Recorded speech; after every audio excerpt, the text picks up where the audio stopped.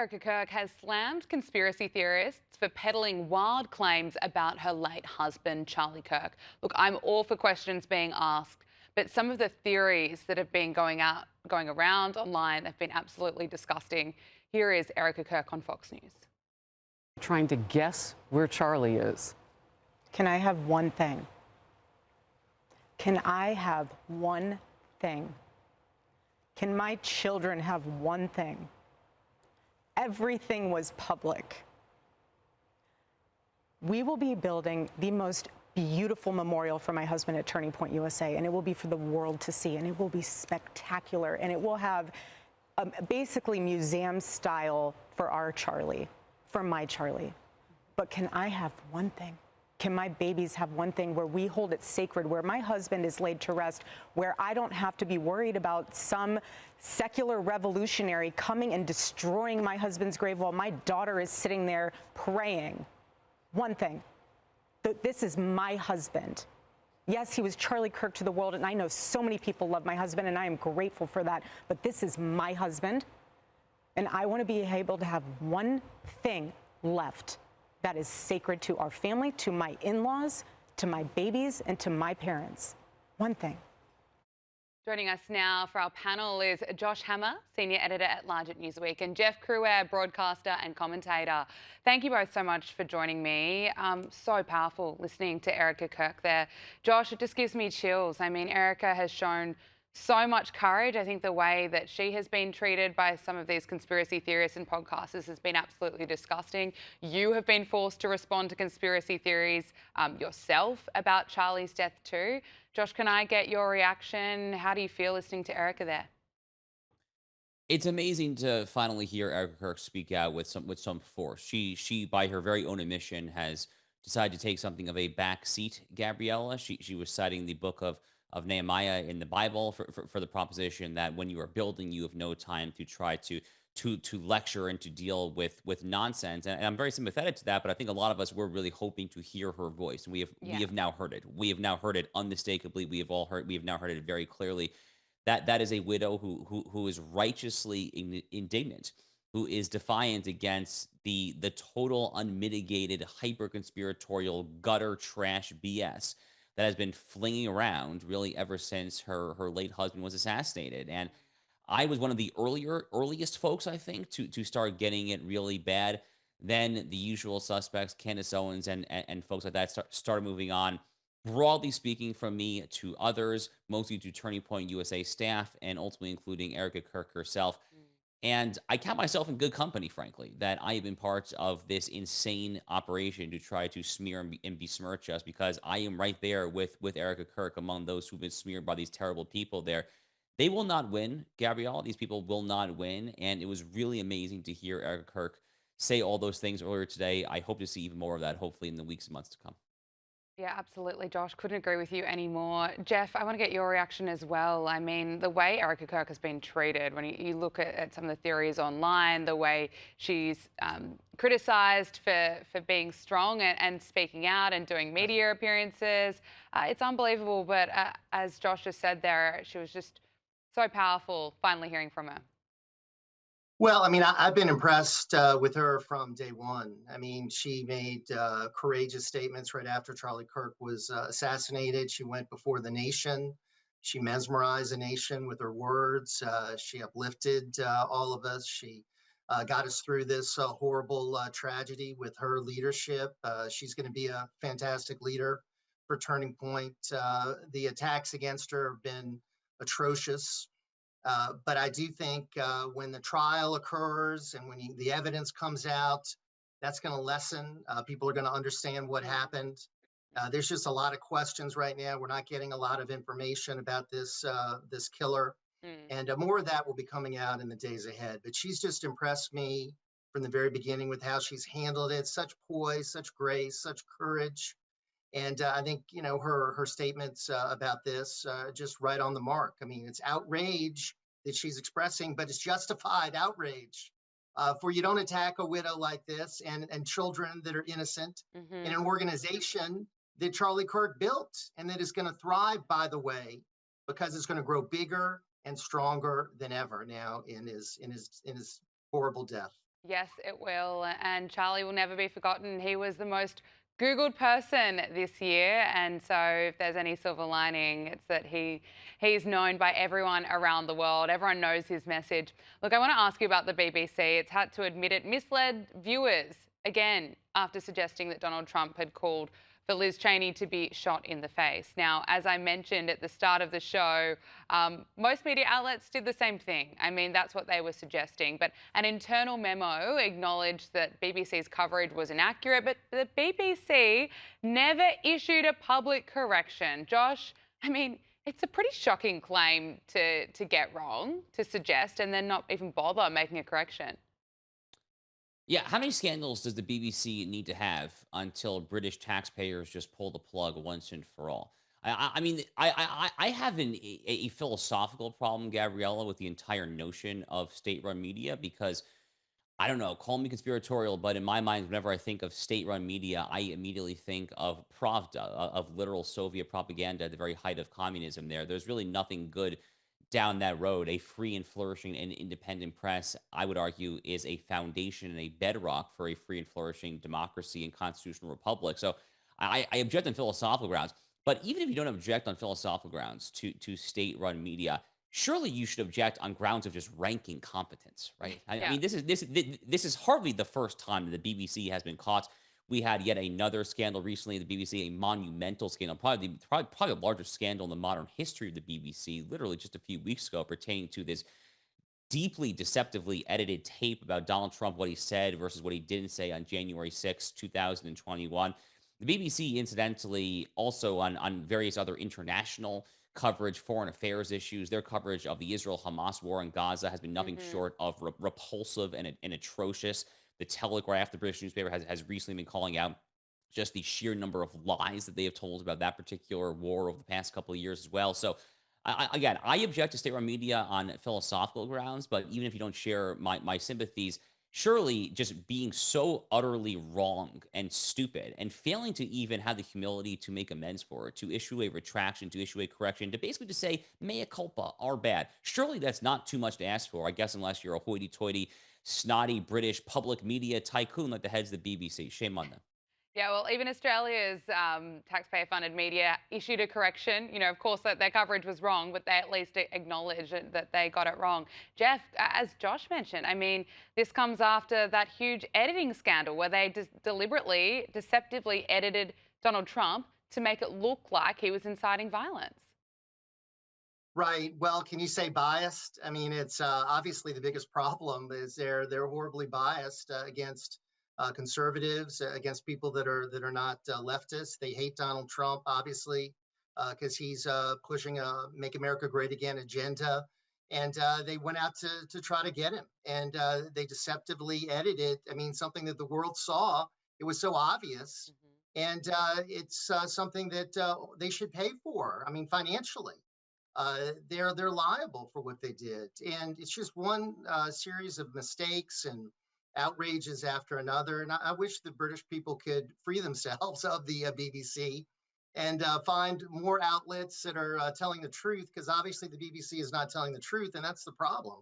And it's a sad state of affairs that you have a country like the UK that's got to rely so much on a corrupt network like the BBC. Thankfully, here in this country, we don't have that kind of a situation. We did what we did with PBS, took away the funding from a very left-wing entity.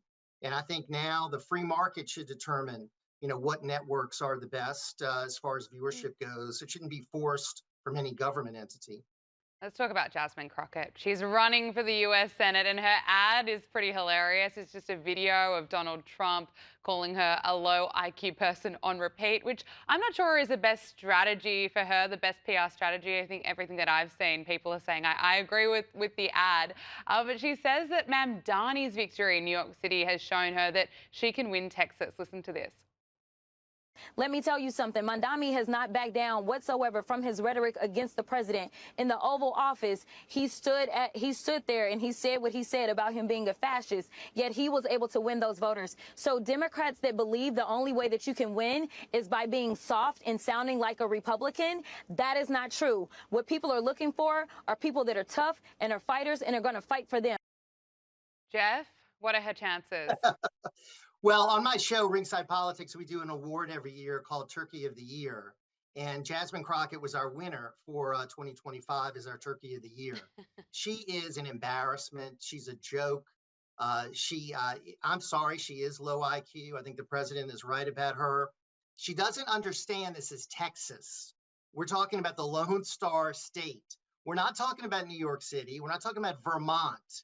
Okay, someone with her ideology, which is extreme left wing, is not going to win a Senate seat in the great state of Texas. What this is a grift. What this is a way for her to make some money. She already has problems with her condo dues that she's not paying, and obviously some bills that are stacking up. So this is a way for her to fill her coffers a little bit. She's not winning. And I think the more we focus on her, the better it is for the Republicans. Josh, what do you make of this? I want your reaction. And I'm sure we've mentioned this before. What does it actually say about the Democrats? Yeah, Jasmine Crockett is not just low IQ. She might be the lowest IQ member of the U.S. Congress in my entire adult lifetime. I barely even know where to begin when it comes to this woman who seemingly came out of nowhere. As recently as like 2 years ago, I'm not even sure that I had heard of Jasmine Crockett. At this point, Gabrielle, what I think she's trying to do. She's trying to kick out Ayanna Pressley, Massachusetts, in the squad. So the squad is AOC, Ilhan Omar, Rashida Tlaib.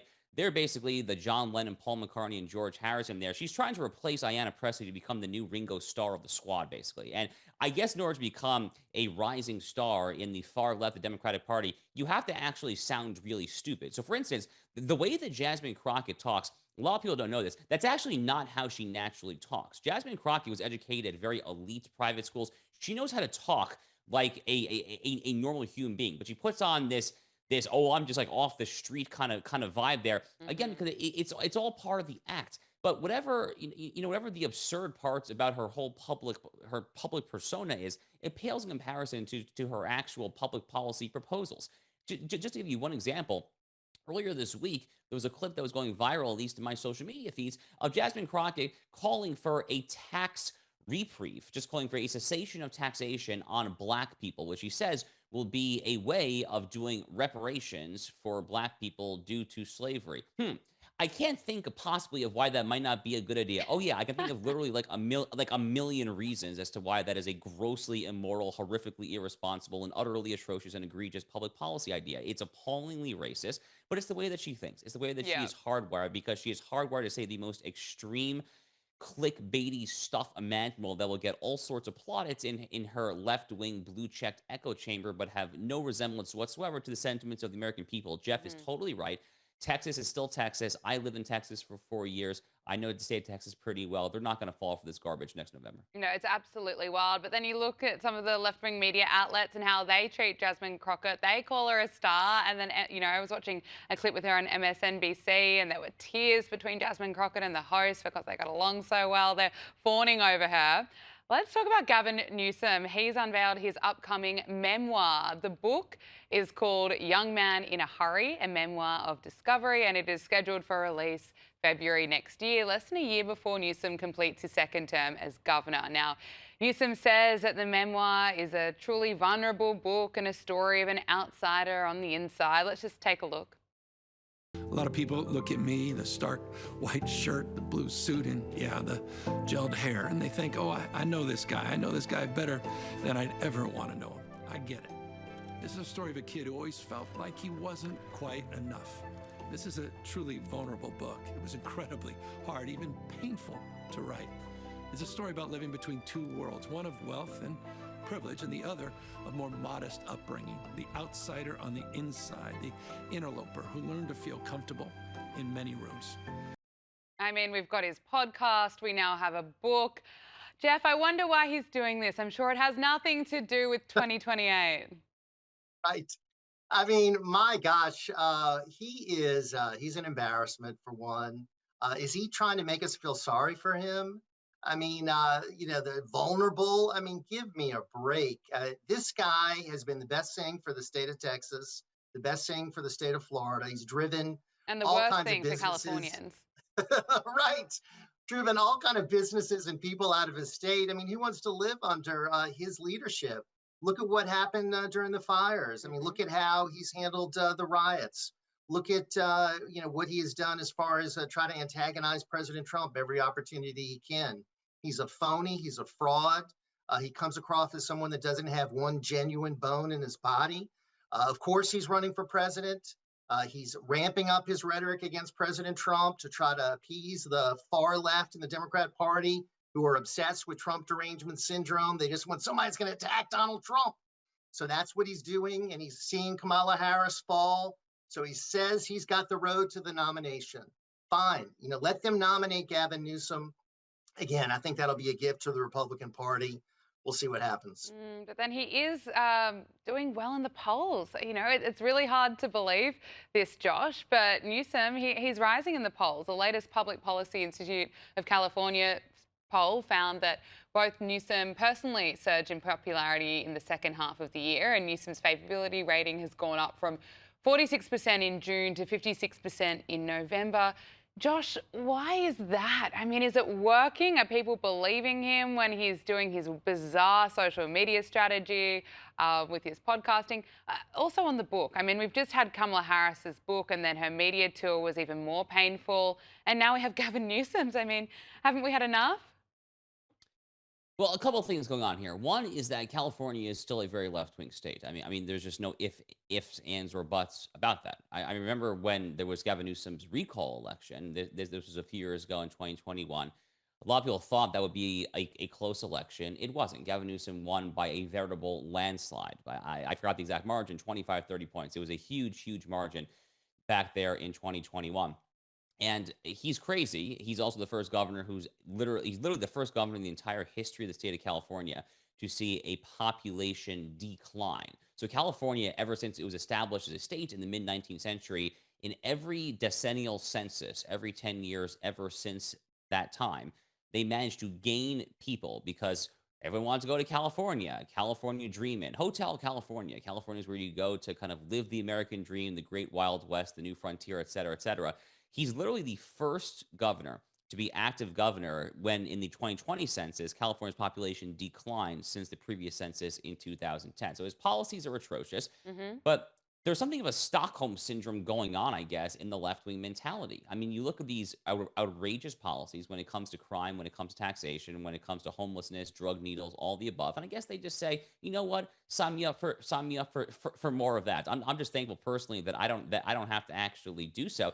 But I think the second and arguably more important point than just the fact that Californians are generally speaking left wing is really this: because they are left wing, they hate Donald Trump. They obviously Californians by and large despise Donald Trump.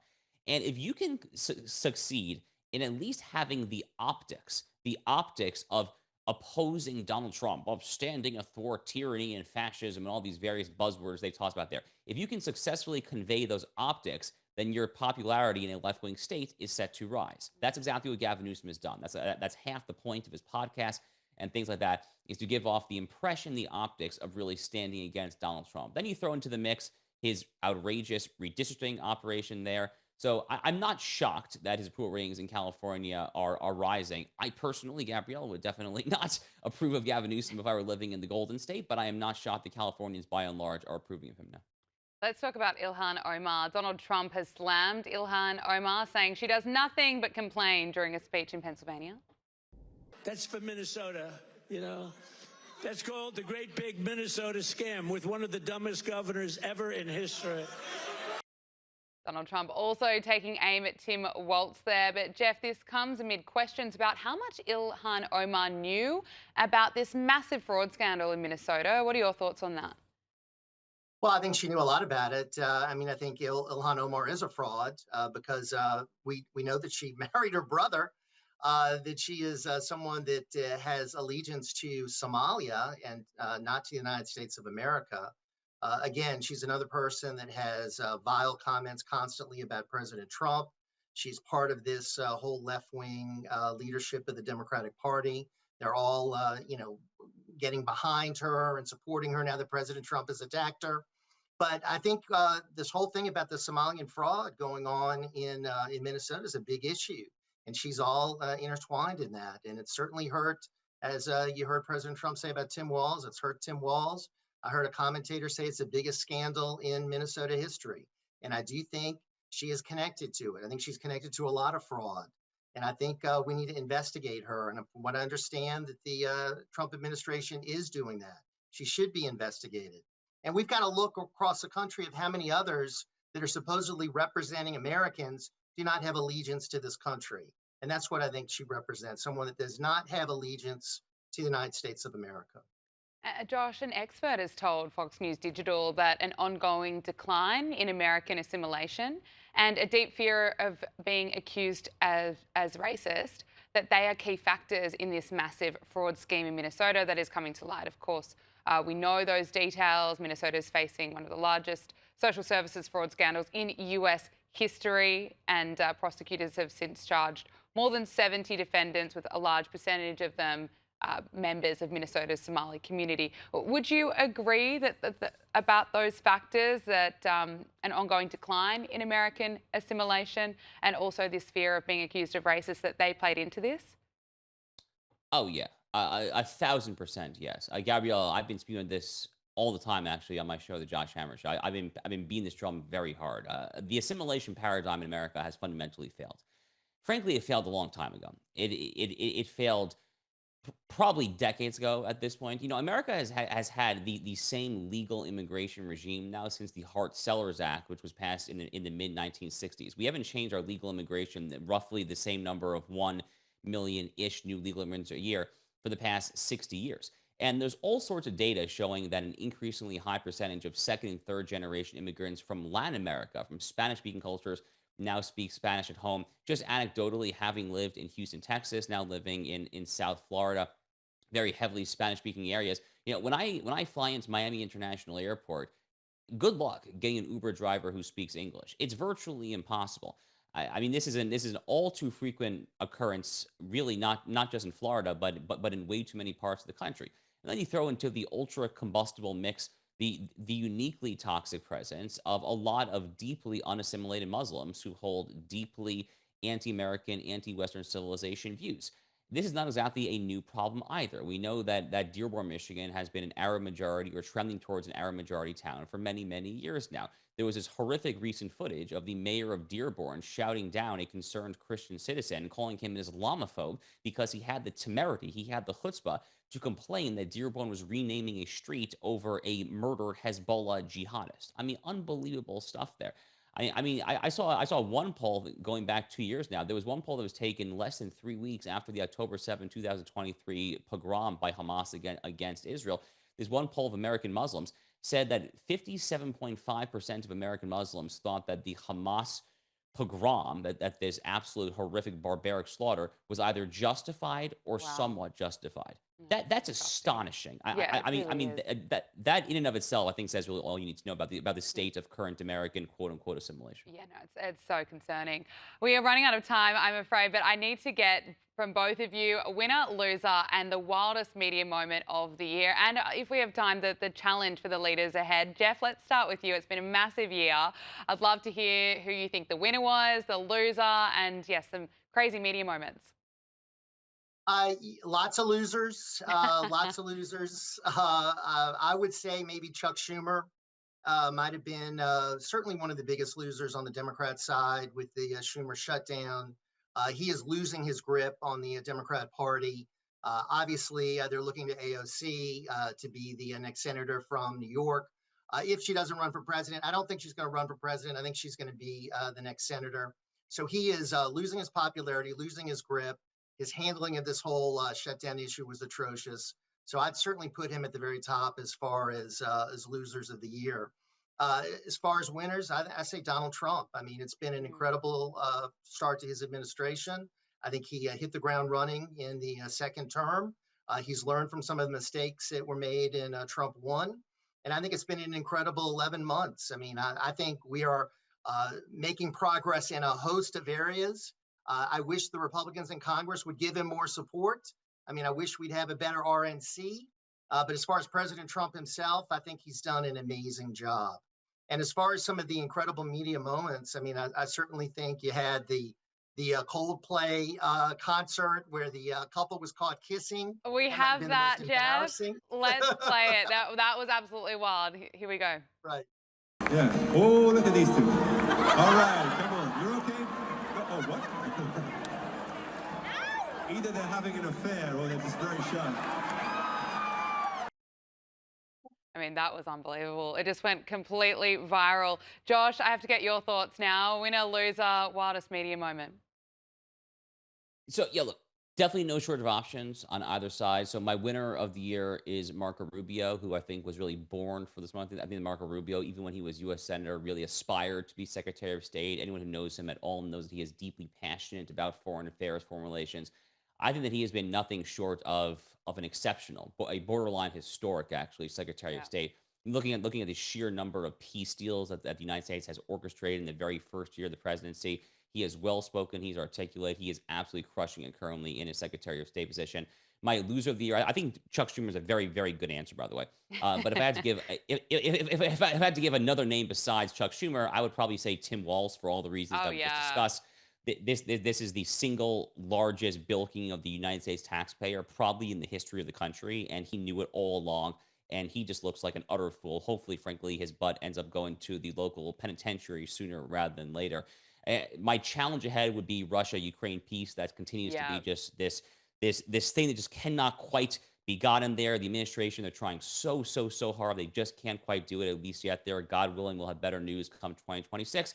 As far as my viral media moment, I think it has to be, I mean, going back again to our conversation earlier, I think it has to be Erika Kirk's speech at Charlie Kirk's memorial. I mean, that was one of the more extraordinary things. I mean, I think you had tens, if not hundreds of millions of people around the world just glued to the television, watching every word there. It was just extraordinary television. That clip will be with us for many years to come. Wasn't it absolutely extraordinary? Josh Hammer, Senior Editor at Large at Newsweek, and Jeff Cruer, broadcaster and commentator. Thank you both so much for joining us.